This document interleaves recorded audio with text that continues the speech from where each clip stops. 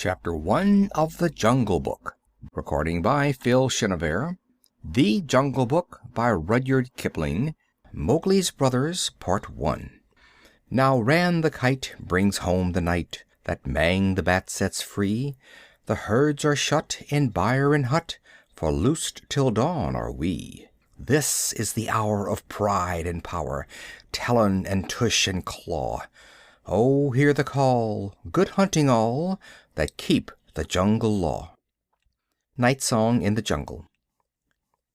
It was 7 o'clock on a very warm evening in the Seeonee Hills, when Father Wolf woke up from his day's rest, scratched himself, yawned, and spread out his paws one after the other to get rid of the sleepy feeling in their tips.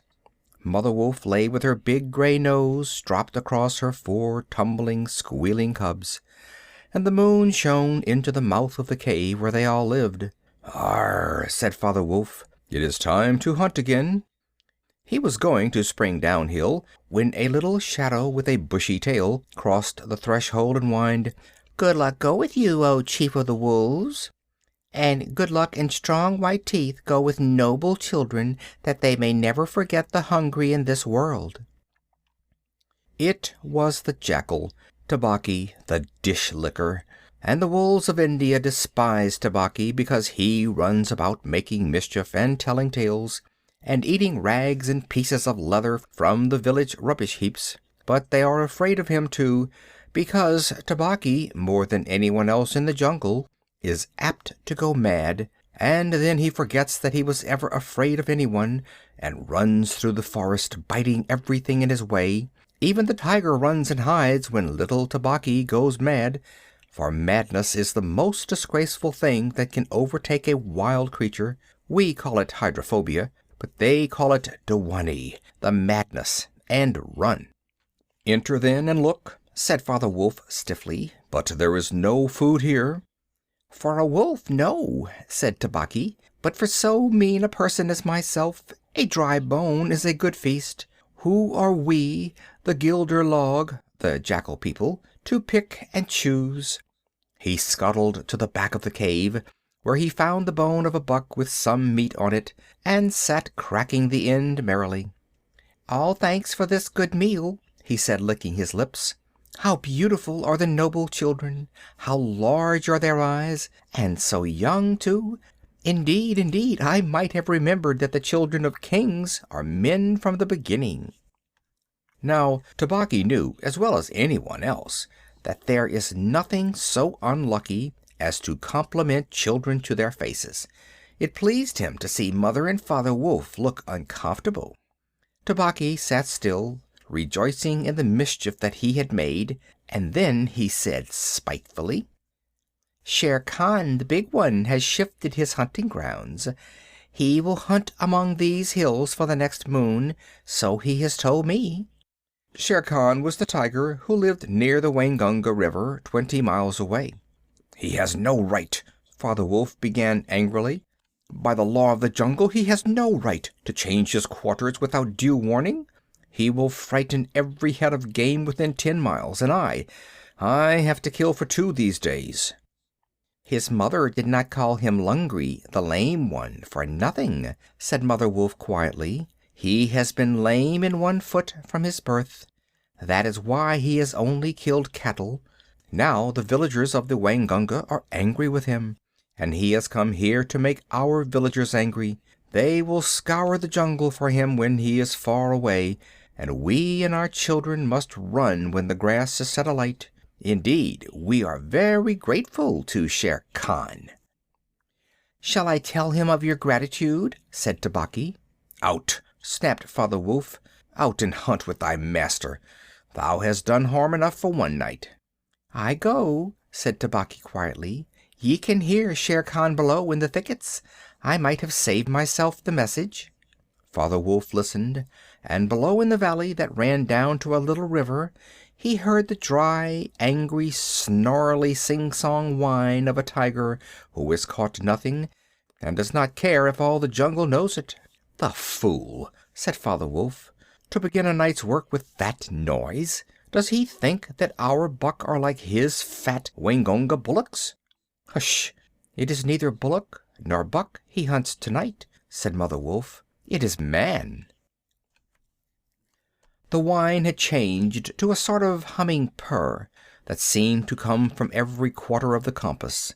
It was the noise that bewilders woodcutters and gypsies sleeping in the open, and makes them run sometimes into the very mouth of the tiger. "Man," said Father Wolf, showing all his white teeth. "Faugh! Are there not enough beetles and frogs in the tanks that he must eat man, and on our ground too?" The law of the jungle, which never orders anything without a reason, forbids every beast to eat man except when he is killing to show his children how to kill, and then he must hunt outside the hunting grounds of his pack or tribe. The real reason for this is that man-killing means, sooner or later, the arrival of white men on elephants, with guns, and hundreds of brown men with gongs and rockets and torches. Then everybody in the jungle suffers. The reasons the beasts give among themselves is that man is the weakest and most defenseless of all living things, and it is unsportsmanlike to touch him. They say, and it is true, that man-eaters become mangy and lose their teeth. The purr grew louder, and ended in the full-throated "arr" of the tiger's charge. Then there was a howl, an untigerish howl, from Shere Khan. "He has missed," said Mother Wolf. "What is it?" Father Wolf ran out a few paces, and heard Shere Khan muttering and mumbling savagely as he tumbled about in the scrub. "The fool has had no more sense than to jump at a woodcutter's campfire, and has burned his feet," said Father Wolf with a grunt. "Tabaqui is with him." "Something is coming uphill," said Mother Wolf, twitching one ear. "Get ready." The bushes rustled a little in the thicket, and Father Wolf dropped with his haunches under him, ready for his leap. Then, if you had been watching, you would have seen the most wonderful thing in the world. The wolf checked in mid-spring. He made his bound before he saw what it was he was jumping at, and then he tried to stop himself. The result was that he shot up straight into the air for 4 or 5 feet, landing almost where he left ground. "Man!" he snapped. "A man's cub! Look!" Directly in front of him, holding on by a low branch, stood a naked brown baby who could just walk, as soft and as dimpled a little atom as ever came to a wolf's cave at night. He looked up into Father Wolf's face and laughed. "Is that a man's cub?" said Mother Wolf. "I have never seen one. Bring it here." A wolf accustomed to moving his own cubs can, if necessary, mouth an egg without breaking it, and though Father Wolf's jaws closed right on the child's back, not a tooth even scratched the skin as he laid it down among the cubs. "How little, how naked, and how bold!" said Mother Wolf softly. The baby was pushing his way between the cubs to get close to the warm hide. "Aha! He is taking his meal with the others. And so this is a man's cub. Now, was there ever a wolf that could boast a man's cub among her children?" "I have heard now and again of such a thing, but never in our pack or in my time," said Father Wolf. "He is altogether without hair, and I could kill him with a touch of my foot. But see, he looks up and is not afraid." The moonlight was blocked out of the mouth of the cave, for Shere Khan's great square head and shoulders were thrust into the entrance. Tabaqui, behind him, was squeaking, my lord, it went in here." "Shere Khan does us great honor," said Father Wolf, but his eyes were very angry. "What does Shere Khan need?" "My quarry. A man's cub went this way," said Shere Khan. "Its parents have run off. Give it to me." Shere Khan had jumped at a woodcutter's campfire, as Father Wolf had said, and was furious from the pain of his burned feet. But Father Wolf knew that the mouth of the cave was too narrow for a tiger to come in by. Even where he was, Shere Khan's shoulders and forepaws were cramped for want of room, as a man's would be if he tried to fight in a barrel. "The wolves are a free people," said Father Wolf. "They take orders from the head of the pack, and not from any striped cattle killer. The man's cub is ours, to kill if we choose." Ye choose, and ye do not choose. What talk is this of choosing? By the bull that I killed, am I to stand nosing into your dog's den for my fair dues? It is I, Shere Khan, who speak." The tiger's roar filled the cave with thunder. Mother Wolf shook herself clear of the cubs and sprang forward, her eyes like two green moons in the darkness, facing the blazing eyes of Shere Khan. "And it is I, Raksha, the demon, who answers. The man's cub is mine, Lungri, mine to me. He shall not be killed. He shall live to run with the pack and to hunt with the pack. And in the end, look you, hunter of little naked cubs, frog eater, fish killer, he shall hunt thee. Now get hence, or by the Sambor that I killed, I eat no starved cattle. Back thou goest to thy mother. Burned beast of the jungle, lamer than ever thou camest into the world. Go!" Father Wolf looked on amazed. He had almost forgotten the days when he won Mother Wolf in fair fight from 5 other wolves, when she ran in the pack and was not called the demon for compliment's sake. Shere Khan might have faced Father Wolf, but he could not stand up against Mother Wolf, for he knew that where he was she had all the advantage of the ground, and would fight to the death. So he backed out of the cave mouth, growling, and when he was clear he shouted, "Each dog barks in his own yard. We shall see what the pack will say to this fostering of man-cubs. The cub is mine, and to my teeth he will come in the end, O bush-tailed thieves." Mother Wolf threw herself down, panting among the cubs, and Father Wolf said to her gravely, "Shere Khan speaks this much truth. The cub must be shown to the pack. Wilt thou still keep him, Mother?" "Keep him," she gasped. "He came naked, by night, alone, and very hungry, yet he was not afraid. Look, he has pushed one of my babes to one side already. And that lame butcher would have killed him, and would have run off to the Waingunga while the villagers here hunted through all our lairs in revenge. Keep him? Assuredly I will keep him. Lie still, little frog, O thou Mowgli, for Mowgli the frog I will call thee. The time will come when thou wilt hunt Shere Khan as he has hunted thee." "But what will our pack say?" said Father Wolf. "The law of the jungle lays down very clearly that any wolf may, when he marries, withdraw from the pack he belongs to, but as soon as his cubs are old enough to stand on their feet he must bring them to pack council, which is generally held once a month at full moon, in order that the other wolves may identify them. After that inspection the cubs are free to run where they please, and until they have killed their first buck no excuse is accepted if a grown wolf of the pack kills one of them. The punishment is death where the murderer can be found, and if you think for a minute you will see that this must be so." Father Wolf waited till his cubs could run a little, and then, on the night of the pack meeting, took them and Mowgli and Mother Wolf to the Council Rock, a hilltop covered with stones and boulders where 100 wolves could hide. Akela, the great gray lone wolf, who led all the pack by strength and cunning, lay out at full length on his rock, and below him sat 40 or more wolves of every size and color, from badger-colored veterans who could handle a buck alone to young black 3-year-olds who thought they could. The lone wolf had led them for a year now. He had fallen twice into a wolf trap in his youth, and once he had been beaten and left for dead, so he knew the manners and customs of men. There was very little talking at the rock.